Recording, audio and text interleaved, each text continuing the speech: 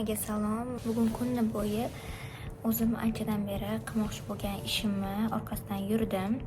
Bu onlayn magazin ochish, bijuteri magazini va shuning uchun hammasini maksimal darajada yaxshi bo'lishini xohlab harakat qilib yurdim. Buni anchadan beri o'sha o'ylab yurgan edim. Даже o'zimga mana bunaqa normalniy kravatam olmasdan, lekin mana shu bijuteri onlayn ochaman deb harakat qildim.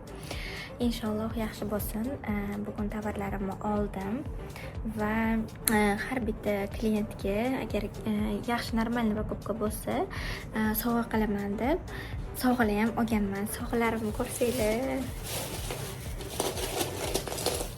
To'g'ri, dешевый yoki ham kichkina narsa bo'lishi mumkin kimlargadir, lekin men uchun bu qanaqadir baribirga ham приятный narsa bo'lardi.